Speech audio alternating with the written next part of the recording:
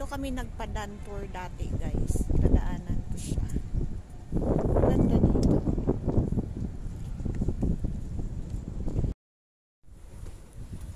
Malamig. Galing kami nag-apply ng ID. Naglakad lang kami kasi hindi nga alam kung saan mag-park. Medyo malayo-layo din yung nilakad namin. Tapos na kami, saglit lang kami doon, mga 15 minutes lang. Good exercise. Malamig siya, pero carry lang. Kaya kasi may ano naman maaraw naman siya. Ayan, para lang kayong kasama ko maglalakad. Wala akong tripod, guys. Ang ganda dito. Ayan, oh, my tram.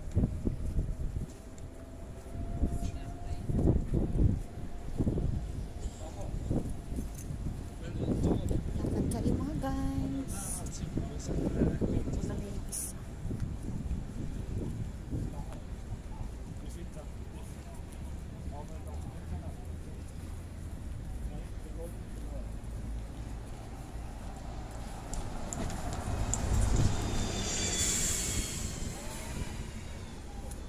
Ito yung sentrum ng Gothenburg or Göteborg.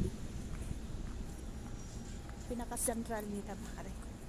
Ayan, tingnan niyo yung ano nila, bricks. Kaya pag pupunta kayo dito, hindi kayo pwede mag-heels, yung pointed. Kasi delikado. Sisira yung ano yung heels. Kasi maano dyan sa mga yan o, yung sa ganito. Yan, nakaganito lang ako. O, lamig, diba? Nakaganito ako. Sabi ng isa, magsuot ka ng ganyan. Alam ko, hindi, kaya ko yan. Para lang akong nagtatrabaho sa water park dati. Ganito din. Malamig na maaraw. Yan, ang maganda dito.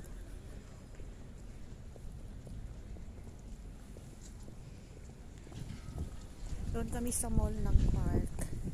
So while walking, itutour ko na rin kayo. Sayang naman. Ang ganda kasi ng place.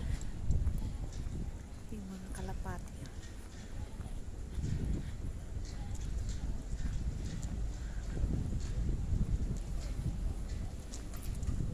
Nagpainit yung mga tao.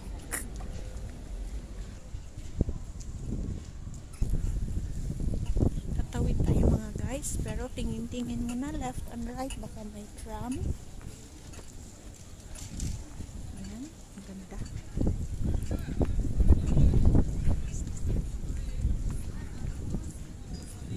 We will keep on walking. Ang ganda ng kulay ng ano dahon. Ano siya, pag winter mag-change ng color yung leaves. Green, tapos nagiging yellow siya. Very nice. It means pharmacy, apotek or apotheke. It's pharmacy. Pasok tayo dito sa mall. Nordstan Mall. Ano to siya?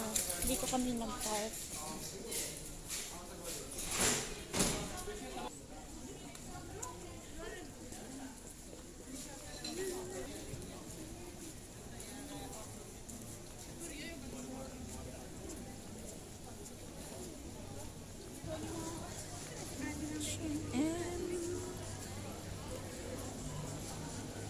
Laki ng mall nila. Pero alam niyo ba, walang sinihan dito sa mall.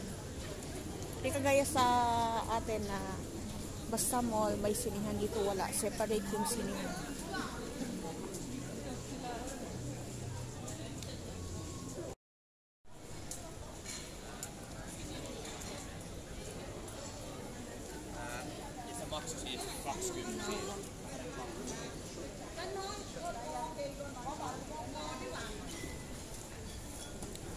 Kuha muna kami ng ticket sa parking. May 7-Eleven dito, may Subway, tsaka at Asian store, Saigon.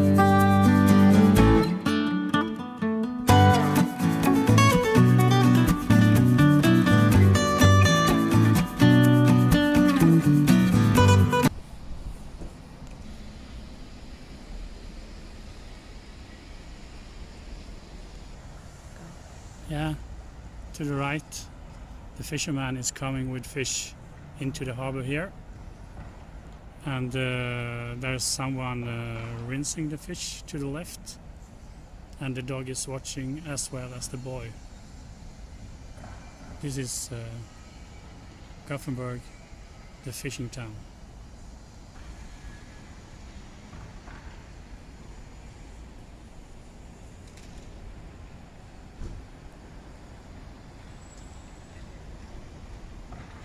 Pag magpadan tour, guys, madadaanan nito siya. So, dito, ito yung fish market. Yan, fish kay shore ka. Okay.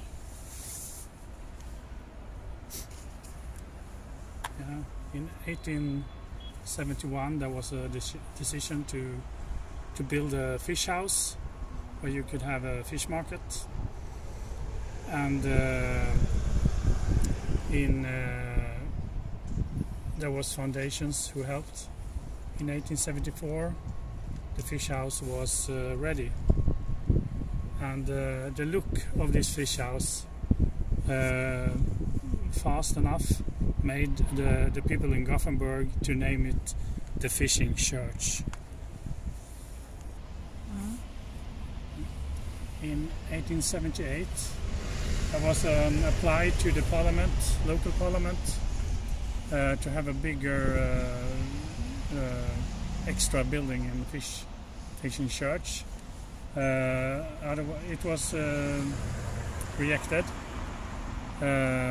In 1963 they made a big renovation and modernization of the fishing church, and the interior was changed to meet the demands for the hygienic demands. In 1988 there was another modernization, and there was entresols and also spaces for the staff who works here. In 2013 the fishing church was established as a cultural memory by the state, Länsstyrelsen.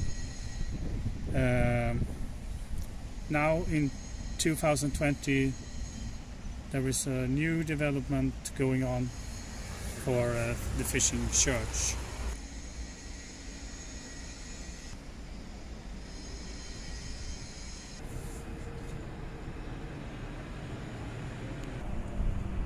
Ito yung sa another side of the fish market, guys. Tapos may mga tables sila dyan. That's the parking area. Ayan. Magpadan tour. Na-miss ko yung padan tour. Dito kami dumaan. Ayan.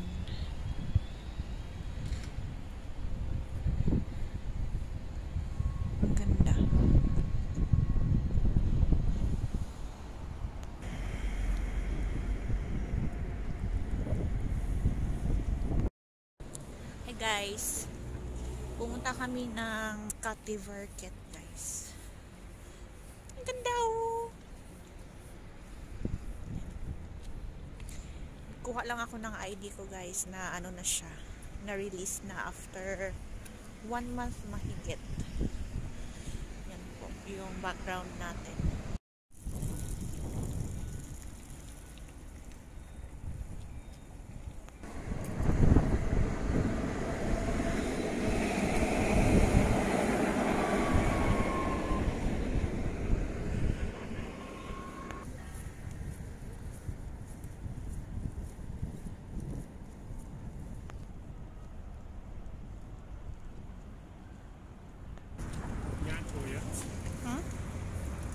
Järntorget is the Iron Square, Okay. and the address here is Olof Palme's Platz. Olof Palme, 69 to 76, and 82 to 86.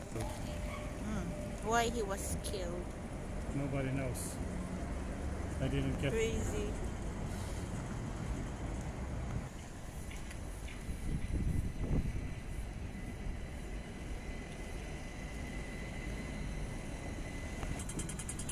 Let's cross.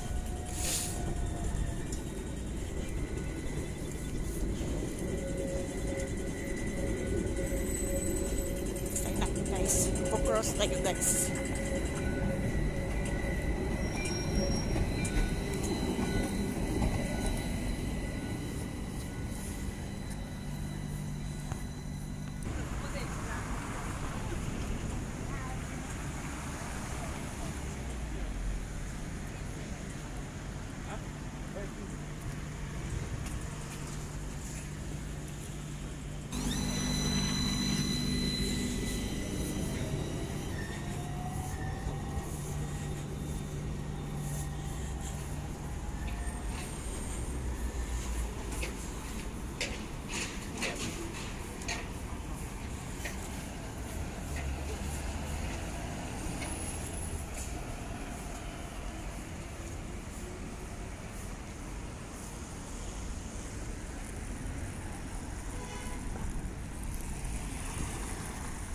Cross again.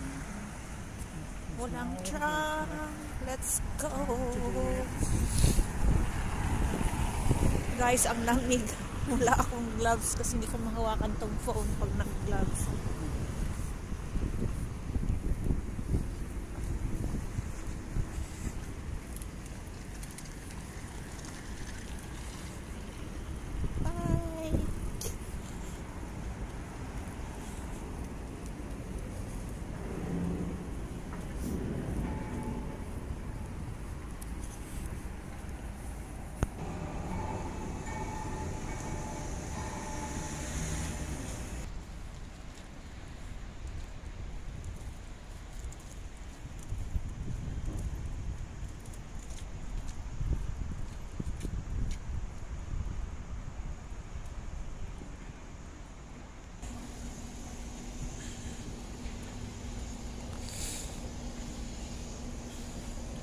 PostNord.